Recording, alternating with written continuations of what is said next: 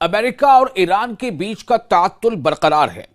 अभी भी Donald Trump कुछ ना कुछ ऐसे स्टेटमेंट दे रहे हैं जिन्हें एक धमकी तस्वर किया जा रहा है, लेकिन उनको उसी तरह का जवाब भी मिल रहा है। चाहे ईरान के पार्लियामेंट के जो स्पीकर है बाकर कालिबाफ, उनका भी कुछ इसी तरह का स्टेटमेंट आ रहा है, वो भी जवाबी धमकी के तौर पर सामने आ रहा है। पूरा मामला स्ट्रेट ऑफ हॉर्मुज को लेकर टिका हुआ है। अमेरिका चाहता है कि स्ट्रेट ऑफ हॉर्मुज ईरान बिला शर्त खाली कर दे, पूरी तरह से, कोई शर्त ना हो, कोई कंडीशन ना हो। और दूसरी अहम बात जो अमेरिका चाहता है वो है न्यूक्लियर पर जैसा अमेरिका चाहता है उस तरह से ही ईरान राजी हो जाए। ईरान का कहना है कि न्यूक्लियर मामले को फिलहाल हम आगे बढ़ा सकते हैं, उस पर बातचीत बाद में कर लेंगे, पहले स्ट्रेट ऑफ हॉर्मुज का मसला हल होना चाहिए। ईरान का मौकफ है कि स्ट्रेट ऑफ हॉर्मुज पर ईरान का कंट्रोल बरकरार रहेगा, वो उसके तहफ्फुजात को लेकर के अपना जो कमिटमेंट है पूरा करेगा। 28 फरवरी में जो अटैक किया था अमेरिका और इस्राएल ने मिलकर ईरान पर, उसके पहले के हालात में अब स्ट्रेट ऑफ हॉर्मुज कभी वापस नहीं आएगा। ये ईरान के कई रहनुमा बार बार बिल्कुल साफ कर चुके हैं। और अब एक बार फिर आयतुल्लाह मुज्तबा खामनेई ने इस बात को क्लियर किया है, जो ईरान के रहबर आला हैं। उन्होंने कहा है कि ईरान आबनाए हॉर्मुज में यानी स्ट्रेट ऑफ हॉर्मुज में नए कानूनी उसूल तय करेगा। आयतुल्लाह मुज्तबा खामनेई जो इस्लामी इनकलाब के रहनुमा है, उन्होंने कहा है कि इस अहम समुद्री रास्ते के लिए एक नया बाब शुरू हो रहा है और जो किसी भी सूरत में अमेरिका को शायद मंजूर नहीं है। इसलिए डोनाल्ड ट्रंप ने क्या किया है, स्ट्रेट ऑफ हॉर्मुज को अमेरिका नहीं खुलवा पाया तो उसने क्या किया कि ईरानी बंदरगाह से हटकर कुछ दूरी पर ब्लॉकेट लगा दिया, नाकेबंदी लगा दी, और जिसे ईरान का कहना है कि यह दरअसल सीज फायर का वायोलेशन है। तो मुज्तबा खामनेई ने कहा है कि अमेरिका और इस्राएल के हालिया हमलों के बाद ईरान स्ट्रेट ऑफ हॉर्मुज के लिए नए इंतजामी कवानीन नाफिज करेगा। उन्होंने यह बात जुमेरात को भी कही, इससे पहले भी वो बात कह चुके थे अलग अलग फ्रंट पे, चाहे वो ईरान के वजीर खारजा हो अब्बास अरागची, उनकी बात हो, उन्होंने इस बात को वाज़ेह कर दिया था। IRGC के कमांडर से इस बात को वाज़ेह कर दिया था। बाकर कालिबाफ जो ईरान के पार्लियामेंट के स्पीकर है, उन्होंने इस बात को वाज़ेह कर दिया है। आपको याद होगा कि अभी इस्लामाबाद में जब एक दौर की बातचीत हुई थी तो उस बातचीत में जो डेलीगेशन ईरान से आया था उसमें बाकर कालिबाफ भी मौजूद थे और कहा यही गया था कि इन्हीं की क़यादत में ये डेलीगेशन ईरान का जो है वो बातचीत होगी और बातचीत हुई भी, लेकिन वो बातचीत उस तरह से नहीं हो पाई जैसा अमेरिका चाहता था कि अमेरिका की शर्तों पर हो। बहरहाल, तो इस बात को फिर से एक बार ईरान ने दोहराया है कि कौमी यौम खलीज फारस के मौके पर अपने पैगाम में यह बात को कही गई है और मुज्तबा खामनेई ने यह बात कही है, ईरान हर साल 30 अप्रैल को, दरअसल 30 अप्रैल को ईरान हर साल 1622 में गैर मुल्की कब्जे के खिलाफ अपनी तारीखी कामयाबी को याद करता है। इस साल यह दिन उस वक्त आया जब ठीक 2 माह पहले 28 फरवरी को अमेरिका और इस्राएल ने ईरान पर बगैर किसी वजह के फौजी हमला किया था, यानी अनप्रोवोक्ड जो अटैक था अमेरिका का और इस्राएल का एक साथ। आयतुल्लाह खामनेई ने खलीज फारस को मुस्लिम ममालिक के लिए एक बहुत बड़ी नेमत करार दिया। आयतुल्लाह खामनेई ने कहा कि यह समंदर और आबनाए हॉर्मुज यानी स्ट्रेट ऑफ हॉर्मुज हमारी पहचान और तहजीब का हिस्सा है और यह आलमी मईशत के लिए, वर्ल्ड इकोनॉमी के लिए एक बहुत अहम रास्ता भी है। मुज्तबा खामनेई ने कहा कि माजी में बहुत सी ताकतों ने इस इलाके पर कब्जा करने की कोशिश की जिससे यहां के ममालिक को नुकसान और खतरात का सामना करना पड़ा। उन्होंने हालिया अमरीकी और इस्राएली हमले को भी इसी सिलसिले की एक मिसाल करार दिया। मुज्तबा खामनेई ने कहा कि ईरान ने हमेशा इस इलाके की आज़ादी के लिए बड़ी कुर्बानियां दी हैं, जैसे पुर्तगालियों को निकालना, हुर्मुज की आज़ादी और दीगर नौ आबादियाती ताकतों के खिलाफ जद्दोजहद, यानी जो कॉलोनियलिज्म था या कॉलोनाइजेशन था मगरिब का। उनके मुताबिक इस्लामी इनकलाब ने इस जद्दोजहद में एक अहम मोड़ पैदा किया है और बड़ी ताकतों के असर को कम किया है। उन्होंने कहा कि अब 2 माह बाद जब ईरान ने इन हमलों का मुकाबला किया, खलीज फारस यानी पर्शियन गल्फ और स्ट्रेट ऑफ हॉर्मुज के लिए एक नया दौर शुरू हो रहा है। खित्ते में अदम तहफ्फुज की बड़ी वजह अमरीका, इस बात को भी दोहराया उन्होंने कि ये पूरा जो रीजन है इसमें अगर कहीं अदम तहफ्फुज यानी इंस्टेबिलिटी है तो उसकी बड़ी वजह कौन है? अमरीका है। मुज्तबा खामनेई ने कहा कि गुज़िश्ता 60 दिनों में खित्ते के लोगों ने ईरानी बहरिया की होशियारी और ताकत को देखा है। उन्होंने कहा कि अब यह बात वाजे हो गई है कि खलीज फारस यानी पर्शियन गल्फ में अमेरिकी मौजूदगी ही असल में अदम तहफ़्फ़ुज़ की बड़ी वजह है, इनस्टेबिलिटी की बड़ी वजह है, या खौफ हरास या डर का की जो वजह है वो अमेरिका है, उसकी मौजूदगी है। मुज्तबा खानोई ने मजीद कहा कि अमेरिकी फौजी अड्डे खुद को भी महफूज नहीं रख सकते तो वो भला दूसरों को कैसे तहफ़्फ़ुज़ देंगे। ये बड़ी पते की बात जो उन्होंने कही है, इस पर स्ट्रेस देकर कहा है, चूंकि आपको पता है, आप जानते हैं कि ईरान ने शुरू से ये बात कही थी कि अगर अमेरिका या इसराइल या दोनों मिलकर हमारे ऊपर अगर हमला करते हैं, ईरान पर हमला करते हैं, तो ईरान जवाब किस तरह से देगा।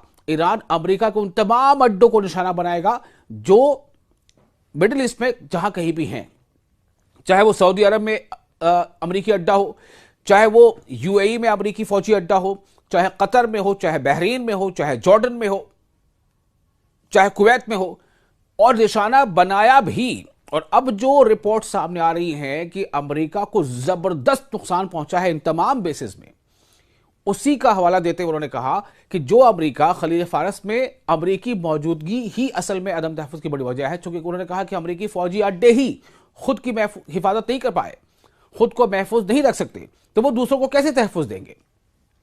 गैर मुल्कियों की यहां कोई जगह नहीं, यह बहुत साफ और वाज़े अल्फाज में खामने की तरफ से बात कही गई है। उन्होंने कहा कि खलीज फारस यानी पर्शियन गल्फ का मुस्तकबिल रोशन है, फ्यूचर बहुत रोशन है और इसमें अमेरिका की कोई जगह नहीं होगी। मुज्तबा खानोई ने कहा कि यह खित्ता यहां के मुल्कों की तरक्की और खुशहाली के लिए होना चाहिए। मुज्तबा खानोई ने सख्त अल्फाज में कहा है कि दूर दराज से आने वाले गैर मुल्कियों यानी विदेशियों के लिए यहां सिर्फ समंदर की तह में जगह है, यानी सीधी तौर पर एक धमकी है। कहां जगह है उनके लिए? समंदर की तह में, at the bottom of the sea. ईरानी कौम की बेदारी। मुज्तबा खानोई ने कहा कि ईरानी अवाम में एक जबरदस्त बेदारी आई है, अवेयरनेस आई है, और लाखों लोग अपने मुल्क के लिए कुर्बान होने को तैयार है, क्योंकि उन्हें पता चल रहा है कि असल में हकीकत क्या है, कौन दुश्मन है, कौन दोस्त है, कौन सही मानों में ईरानी अवाम की भलाई चाहता है, कौन नहीं चाहता, और कौन यह चाहता है कि खित्ते में आपस में यकजहती बनी न रहे। मुज्तबा खानोई ने कहा कि ईरान अपनी साइंसी, सनती और फौजी सलाहियतों को अपनी कौमी ताकत समझता है और इनकी हिफाजत करेगा। आबनाए हुर्मुज़ यानी स्ट्रेट ऑफ हुर्मुज़ का नया इंतजाम, the new management of strait of Hormuz, यह ईरान बार बार कहता रहा है। मैंने आपको इब्तदाइया में ही कहा, शुरू में आपसे बताया था कि ईरान का मौक़िफ़ पहले से यह था कि 28 फरवरी में जो अमेरिका और इसराइल ने हमला किया, अनप्रोवोक्ड एग्रेशन जो अमेरिका और इसराइल का था ईरान पर, अब उससे पहले की जो सूरत हाल थी स्ट्रेट ऑफ हुर्मुज़ की, अब दोबारा वैसी सूरत हाल नहीं होने वाली। अब ईरान स्ट्रेट ऑफ हुर्मुज़ को अपने काबू में रखेगा और वहां से गुजरने वाले जो भी जहाज होंगे अलग अलग मुल्कों के, उनको वो तहफ़्फ़ुज़ फराहम करेगा, उन्हें सेफ्टी और सिक्योरिटी की गारंटी लेगा, जमानत लेगा, जमानत बल्कि देगा, और उसके लिए जो वाजिबुल अदा फी हो सकती है अपने अंदाज में कहने के लिए, वो उन्हें अदा करनी होगी। क्योंकि इसके बहुत सारे पहलू हैं, माहौलियाती पहलू हैं या और भी दूसरे पहलू हैं। मुज्तबा खानोई ने कहा कि ईरान स्ट्रेट ऑफ हुर्मुज़ को नए कवानीन के तहत चलाएगा ताकि खित्ते में यानी इस रीजन में अमन और तरक्की आए, अमन आए और तरक्की आए, यानी सेफ्टी हो, सिक्योरिटी हो और साथ ही साथ प्रॉस्पेरिटी हो।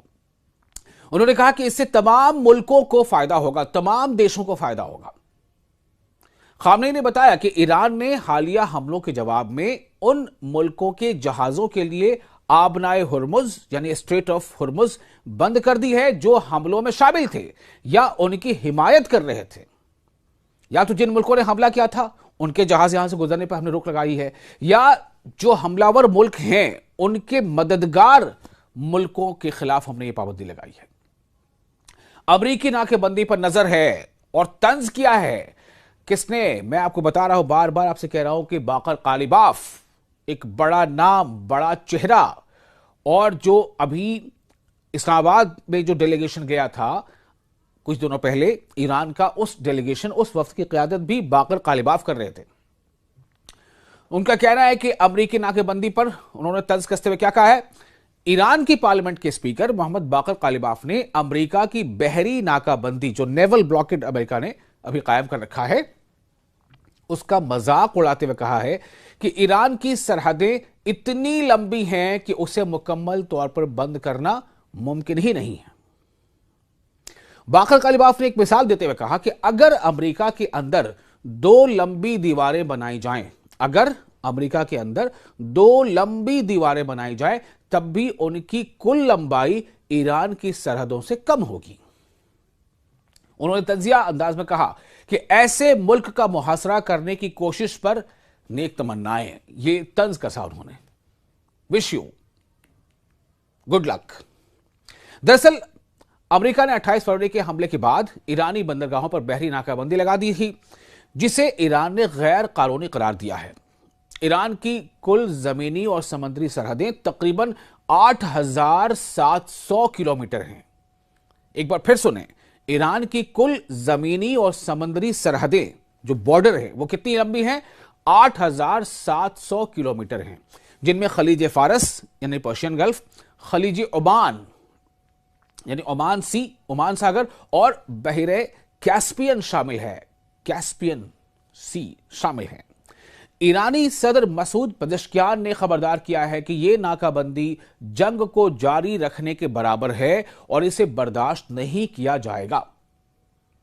तो हर तरफ से ईरान बार बार यह एहसास दिला रहा है कि अमेरिका जो कर रहा है वो दरअसल ये सीज फायर का वायलेशन है, और ईरान को यह पता है कि जो अमेरिका कर रहा है उसका जो असर होगा वो पूरी दुनिया के देशों पर पड़ने वाला है।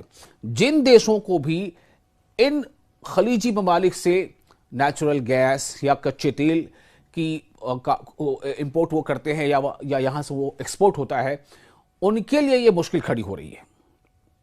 और इसका असर ईरान पर कितना होगा वो बहुत ज्यादा नहीं है। जैसा कि ईरान के रहनुमा बीच में कहते रहे हैं कि हमारे पास बहुत सारे खुफिया रास्ते हैं। जैसा अभी हमने आपको बताया कि 8,700 किलोमीटर इतनी लंबी सरहद है, पूरी समुद्री और जमीनी सरहद मिलाकर ईरान की 8,700 किलोमीटर। तो दरअसल होगा ये, और हो यही रहा है कि अलग अलग जो मुल्क हैं जिनको इन रास्तों से होकर के, यानी जो स्ट्रेट ऑफ हॉर्मुज़ है यहां से होकर के जिनके जहाज गुजरने थे, अभी तो शुरुआती दौर में जो पेट्रोल या कच्चे तेल की बरामदात हो रही है या एक्सपोर्ट जो कर पा रहा था, या दूसरे कंट्रीज जो इंपोर्ट कर पा रहे थे, उनको मुश्किलात आ रही हैं। अब उससे बड़ा एक चैलेंज ये आ रहा है कि जो फर्टिलाइजर्स हैं उसकी भी अब कमी अलग अलग देशों में महसूस की जा रही है। और चाहे वो बर्रे सगीर के मुल्क हो, चाहे बांग्लादेश हो, पाकिस्तान हो, हिंदुस्तान हो, आप उधर दूसरी तरफ चाइना का जिक्र कर लें, या फिर यूरोपियन देशों में भी। तो अगर फर्टिलाइजर्स की कमी का मतलब यह हो जाएगा कि जो नेक्स्ट जो भी अभी इरिगेशन होना है, फार्मिंग होनी है, खेती होनी है, उसके लिए जरूरी चीजें अगर नहीं पहुंचेगी तो इसका बहुत ज्यादा लॉन्ग टर्म असर पड़ने जा रहा है। और फर्टिलाइजर्स किसी के लिए भी बहुत जरूरी है, और फर्टिलाइजर्स का एक बड़ा हिस्सा इन्हीं ममालिक से जाता है, जितने भी जो गल्फ कंट्रीज हैं, यही रास्ता है उसके लिए खास तौर से। तो इसी रास्ते पर अब अगर अमेरिका ने ये नाकेबंदी और ज्यादा इसको लिंगर किया तो इसका असर क्या पड़ेगा? इसके असर से ईरान पर असर जितना पड़ेगा उससे कहीं ज्यादा असर अलग अलग मुल्कों पर पड़ रहा है और पड़ेगा। अभी आपको पता है कि जो कच्चे तेल की कीमत है, वो क्रूड ऑयल जिसे हम कहते हैं कच्चा तेल, उसकी $120 से ऊपर कीमत हो गई है फी बैरल। $120 फी बैरल। खुद अकेले अमेरिका में, जबकि अमेरिका खुद भी तेल प्रोड्यूस करता है और अमेरिका के पास बहुत सारे दूसरे जराए भी हैं तेल प्रोड्यूस करने, उसके बावजूद वहां पर चूंकि कंजम्पशन इतना है कि अमेरिका में जो वहां के आम लोग हैं उनके लिए तेल की कीमतें वहां ज्यादा हो गई हैं। वहां तेल की कीमत पहले से ज्यादा महंगी हो गई है और इससे वहां के लोगों की परेशानियां बढ़ गई हैं। तो जैसा कि ईरान के लीडरों का कहना है कि भले ही अमेरिका या डोनाल्ड ट्रंप अपनी पीठ थपथपा ले, लेकिन इसका असर दरअसल दुनिया के ज्यादातर मुल्कों पर पड़ रहा है और आने वाले दिनों में और ज्यादा पड़ेगा, और ज्यादा वहां महंगाई बढ़ेगी। और इन सब के लिए जिम्मेदार कौन होगा? अमेरिका, अमेरिका के मौजूदा सदर, अमेरिका का मौजूदा इंतजामिया जो ये कर रहा है। और खुले अल्फाज में ईरान बार बार ये कह रहा है कि स्ट्रेट ऑफ हॉर्मुज़ का कंट्रोल ईरान के हाथ में रहेगा, स्ट्रेट ऑफ हॉर्मुज से जो फायदे हो सकते हैं वो इसी खित्ते के मुल्क, चाहे उसमें ईरान हो, ओमान हो या दूसरे जितने भी और खलीजी ममालिक हैं, उनका होगा। और साथ ही साथ ये भी एहसास करा रहा है अमेरिका को, ईरान, के अमेरिका या गैर मुल्कियों की मौजूदगी इस खित्ते में फौजी अड्डे की शक्ल में, बेसेस की शक्ल में, उसके दिन अब लद गए वो दिन। ये ईरान एहसास दिला रहा है। किस तरह से? वो ये कह रहा है, ईरान ये कह रहा है, मुस्तफा खामनेई ये कह रहे हैं कि जो बेसेस, जो अड्डे खुद अपनी ही हिफाजत नहीं कर पाए, वो भला उन देशों की हिफाजत क्या कर पाएंगे जिन देशों ने उन्हें अपने यहां जगह दी है कि आप यहां अपने बेसिस चलाओ और हमारी हेल्प करो, हमारी मदद करो, हमारी हिफाजत करो। ईरान का कहना है कि यह हमने दिखा दिया है और इसमें कोई दो राय नहीं है। अब तो अमेरिका से भी ये रिपोर्ट्स आने लगी हैं अलग अलग जराया ब्लॉग से और उनके जरिए से, प्लेटफॉर्म से, न्यूज प्लेटफॉर्म से, कि किस तरह की दरअसल नुकसान किस तरह का पहुंचाया है ईरान ने इन तमाम अमेरिकी बेसिस को, चाहे वो अल उदैद हो यूएई का या दूसरे तमाम बेसिस हों। बहुत नुकसान पहुंचाया है पूरे कम्युनिकेशन सिस्टम को, रडार सिस्टम को, डिफेंस सिस्टम को, वहां के हैंगर्स को बहुत नुकसान पहुंचाया है। यहां तक कि उन बेसिस में, यानी जितने भी खाड़ी के देशों में अलग अलग बेसिस हैं अमेरिका के, उन बेसिस में जो फौजी थे, जो अमेरिकन फौजी थे, उन्हें वहां से हटकर अलग अलग जगहों पर शिफ्ट होना पड़ा था, होटलों में रहना पड़ा था, एक तरह से कह लें कि शरण लेनी पड़ी थी, शेल्टर लेना पड़ा था, उनको अपनी जानों का खतरा था। और कई रिपोर्ट्स ऐसी भी आई हैं कि जब अमेरिका के इन बेसिस पर ईरान के हमले होने लगे, ईरान के ड्रोन गिरने लगे थे उन जंग के दौरान, तब इन्हें वाफिर जो प्रिकॉशंस के साथ इनकी शेल्टर मिलनी चाहिए या इनको जो हेल्प मिलना चाहिए था इनकी हिफाजत के लिए, अमेरिका का जो वजीर दिफा है, मतलब वजारत दिफा है, वो नहीं उठा पाया। ऐसी कई शिकायतें भी सामने आ चुकी हैं। तो ईरान की तस्वीर बिल्कुल साफ है, ईरान का मंजर और मंशा बिल्कुल साफ है कि स्ट्रेट ऑफ हॉर्मुज पर उसका कंट्रोल जारी रहेगा। अब देखना यही है कि डोनाल्ड ट्रंप इसके आगे अब क्या करते हैं, क्योंकि ईरान ने यह एहसास दिला दिया है कि जितना नुकसान ईरान का आप करने का सोच रहे हो, उससे कहीं ज्यादा नुकसान अमेरिका का होगा। क्योंकि अलग अलग मुल्कों पे जहां कहीं भी इस स्ट्रेट ऑफ हॉर्मुज से होकर गुजरने वाले कच्चा तेल हो, फर्टिलाइजर हो, नेचुरल गैसेस हो, उसकी कमी उसे महसूस होगी और नतीजा यह होगा कि वहां पर महंगाई बढ़ेगी और बढ़ रही है, महंगाई बढ़ रही है। पेट्रोल महंगे हो रहे हैं, नेचुरल गैसेस महंगी हो रही हैं, एलपीजीज महंगी हो रही हैं और इसका असर मल्टीपल होकर तमाम चीजों में पड़ रहा है।